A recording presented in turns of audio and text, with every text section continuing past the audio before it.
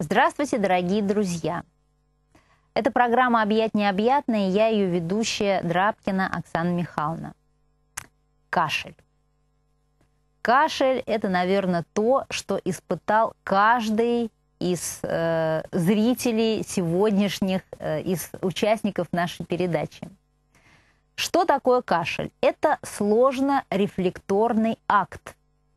Причем я хочу сказать, что это защитный акт, который приводит к тому, что чужеродные какие-то бактерии, чужеродные элементы должны выйти из трахеи, из бронхов, из легких и так далее. Таким образом, к кашлю мы должны все-таки относиться больше как к другу. Но чаще всего бывает так, что кашель из друга превращается в недруга, который не дает спать, который преследует часто, например, по утрам, а иногда в течение всего дня. Часто бывают ситуации, когда кашель возникает ночью. Ну и давайте попробуем разобраться в том, на какие вопросы мы должны ответить прежде всего сами себе, когда возникает этот кашель. Итак, первое. Кашель бывает влажный и сухой. Влажный это кашель, когда отделяется мокрота. Сухой кашель – это такой надрывный, сухой кашель, который, в общем-то, достаточно плохо переносится и, как я уже сказала, вызывает много беспокойств. Остановимся сначала на кашле влажном. Итак, кашель с мокротой. Очень важное значение имеет, какая это мокрота, какого она вида и сколько мокроты выделяется. Ну, давайте начнем рассматривать эти вопросы по порядку. Итак, вид мокроты. Мокрота может быть слизистой, она может быть белой, она может быть желтоватой, она может быть зеленой, она может быть с прожилками крови. Это зависит от того, сколько бактериальных клеток находится в данной мокроте. Это зависит от того, какой отдел респираторного дерева подвержен наибольшему повреждению в данный момент и у данного конкретного пациента. Итак, если мокроты мало и кашель, он такой между влажным и сухим, то, скорее всего, не стоит беспокоиться. Это, наверное, банальная инфекция, типа, как мы говорим, ОРВИ, ОРЗ, или же это реакция на какое-то новое лекарство, на какую-то новую еду, на какой-то новый запах. То есть я говорю об аллергическом компоненте, который часто вызывает кашель.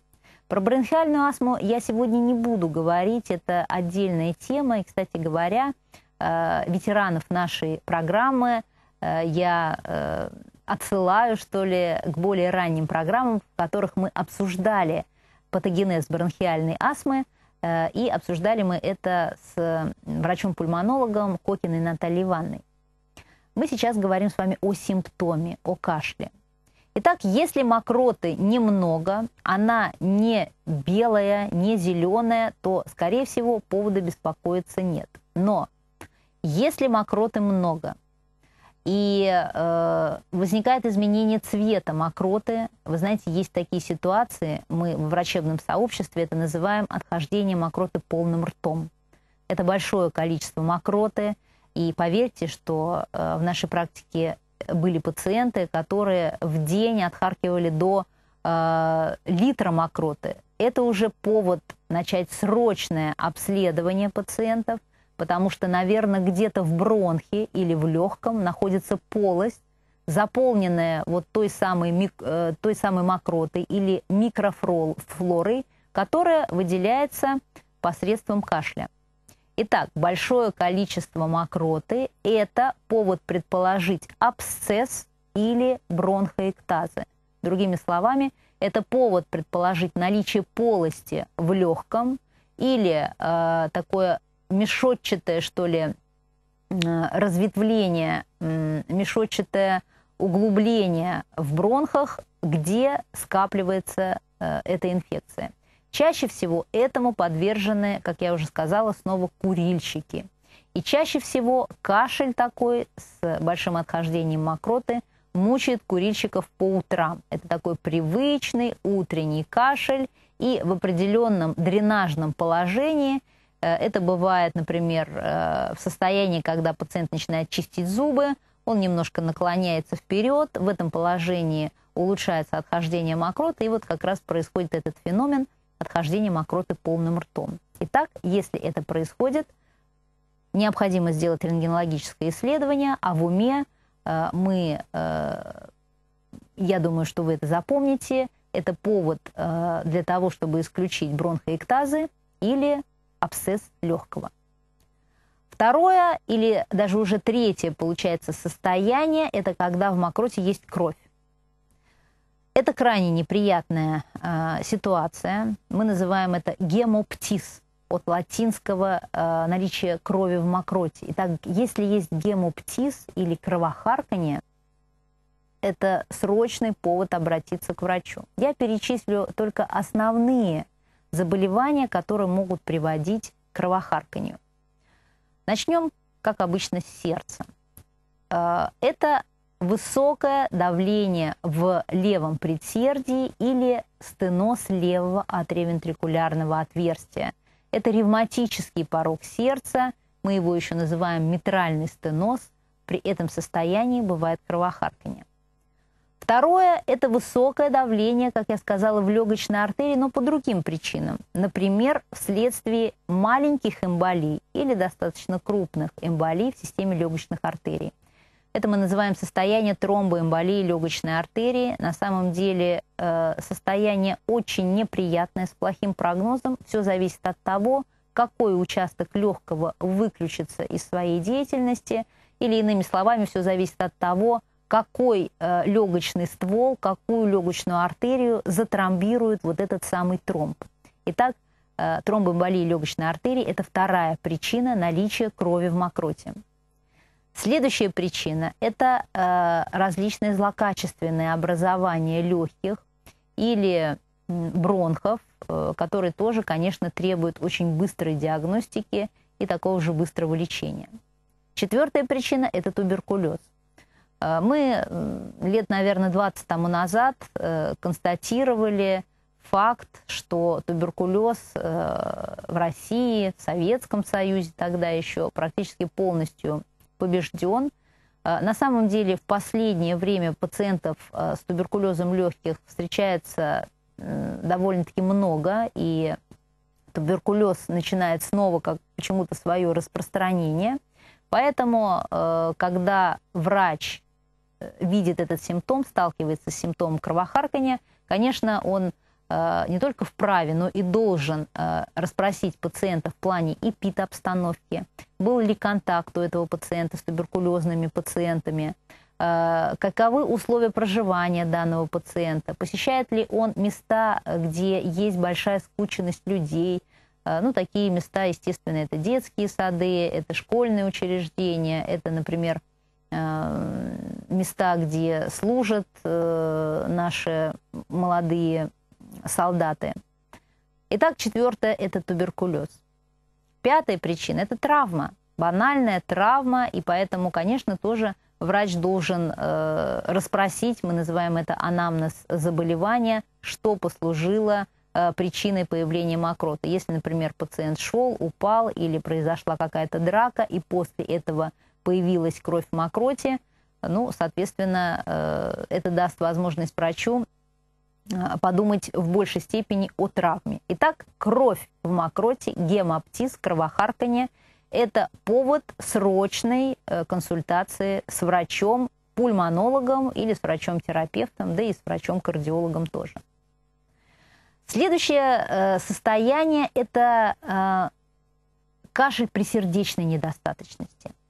Итак, кашель при сердечной недостаточности возникает чаще ночью. Часа в 4, в 5, ну как бы это предутренние часы. Этот кашель возникает тогда, когда пациент лежит, и он немножко ослабляется в положении сидя. Мы называем это положение ортопное. Давайте попробуем разобраться в механизме развития кашля. И, например, часто это совпадает с усилением одышки в ночное время у пациента с сердечной недостаточностью. Для того, чтобы в этом разобраться, я очень коротко, такими крупными штрихами напомню строение сердечно-сосудистой системы. Итак, само название сердечно-сосудистая система подразумевает, что здесь есть две составляющие – сердце и сосуды. Сердце – это четырехкамерный орган, в нем есть два предсердия и два желудочка. Из левого желудочка выходит аорта. Это самый большой крупный ствол, по которому кровь вытекает из левого желудочка и начинает как бы разгоняться, начинает разливаться по всему организму. Напомню, что сердечно-сосудистая система – это замкнутая система, там нет никаких дырок. Соответственно, сколько крови выделилось из левого желудочка, столько должно вернуться, но уже в правые отделы сердца. Как это происходит?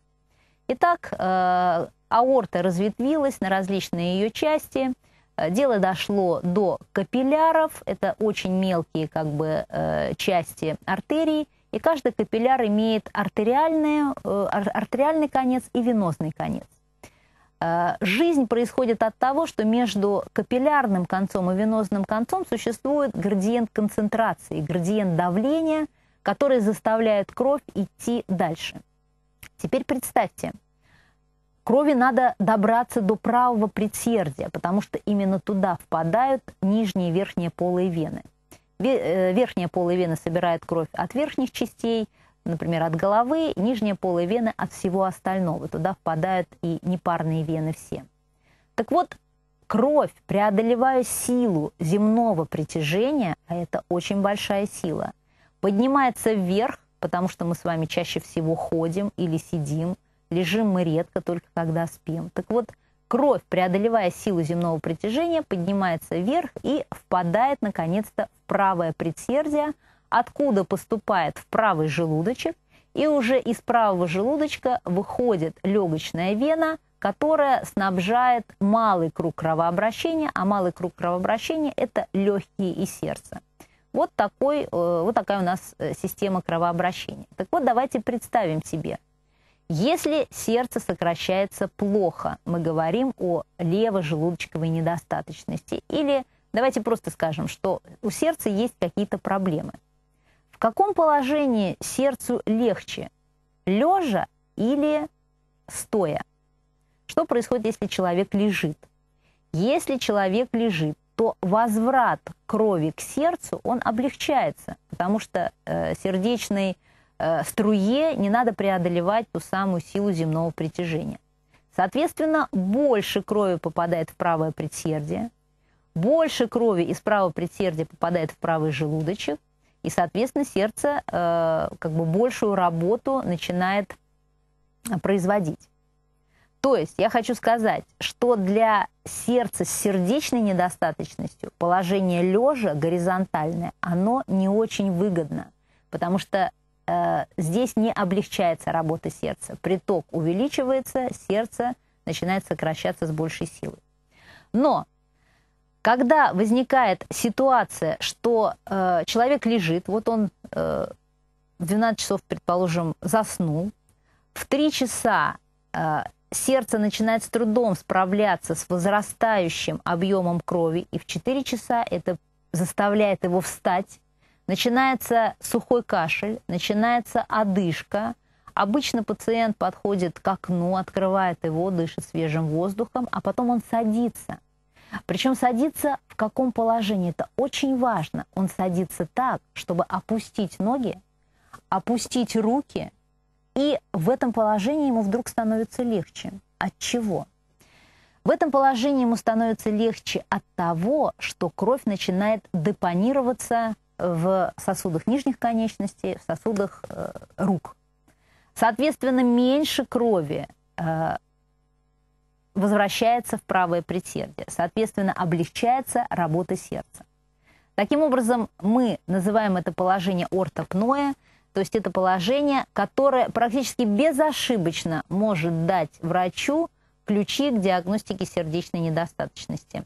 Если пациент рассказывает, что ночью он просыпается от одышки или от неприятных ощущений в области сердца, посидит, ему становится несколько легче, потом ложится и как бы досыпает часть ночи, то практически у каждого врача возникнет желание, во-первых, послушать этого пациента, а во-вторых, оценить сократительную функцию левого желудочка. Это мы можем делать с помощью эхокардиографии. Так вот, сухой кашель в ночное время – это как раз проявление сердечной недостаточности. Ну и, наконец, еще один вид кашля. Вы знаете, он встречается все чаще. Это кашель на различные медикаменты. И мне бы хотелось хотя бы очень кратко очертить круг тех препаратов, тех лекарств, которые могут вызывать кашель. Вы знаете, есть такие препараты прекрасные, которые снижают уровень артериального давления, мы называем их ингибиторы ангиотензин превращающего фермента. Дело в том, что, да, есть этот ангиотензин превращающий фермент, который приводит к тому, что агенты ренин-ангиотензин-альдостероновой системы, а именно ангиотензиноген, превращается в ангиотензин. Это наш враг. Потому что ангиотензин приводит к тому, что сосуды становятся уже, он серьезный вазоконстриктор, он приводит к тому, что давление повышается. Более того, он даже приводит к тому, что внутренняя выстилка наших сосудов становится как бы не столь ровной. Мы говорим это, называем это состояние пролиферации эндотелия. Но, соответственно, все это шаг за шагом приводит к стойкому повышению уровня артериального давления. Но дело в том, что если заблокировать вот этот путь, а заблокировать этот путь можно таким способом, чтобы заблокировать фермент, который способствует превращению ангиотензиногена в ангиотензин, мы получаем массу преимуществ. Например, давление снижается, большое левое предсердие, левый желудочек становится меньше, ну и так далее. Не буду перечислять все фармакологические эффекты этой группы препаратов ингибиторов АПФ. Но очень часто на ингибиторах АПФ пациенты кашляют. И это происходит из-за того, что накапливается брадикинин. Это такая субстанция, которая ни в коем случае мне бы не хотелось, чтобы вы расценивали как однозначно отрицательный персонаж. Да, брадикинин приводит к тому, что кашель будет возникать. Причем этот кашель возникает в течение всего дня. Он может то усиливаться, то уменьшаться. Он всегда сухой, он не сопровождается мокротой. Так можно как бы распознать, что этот кашель именно вызван приемом препаратов-ингибиторов ангиотензин превращающего фермента. Этот кашель преследует пациента все время. Как только пациент перестает принимать эти препараты, вернее нет, не как только, а где-то дня через 2-3 кашель уменьшается, потому что выводится сама химическая формула, и, естественно, это приводит к тому, что количество брадикинина тоже уменьшается. Так вот, кашель может быть и на препаратах. Поэтому, когда вы приходите к врачу, к любому, к терапевту с этой жалобой кашель, надо обязательно припомнить все то, что вы принимали в течение последних 2 недель. Лучше, если вы это выпишете на бумагу и дадите своему доктору эту бумажку, этот список для того, чтобы он с ним ознакомился. Грипп, вы знаете, очень серьезно приспособился к человеку. Он очень серьезно приспособился к тому, что у нас есть много сейчас агентов, которыми мы лечимся, именно антибиотиком.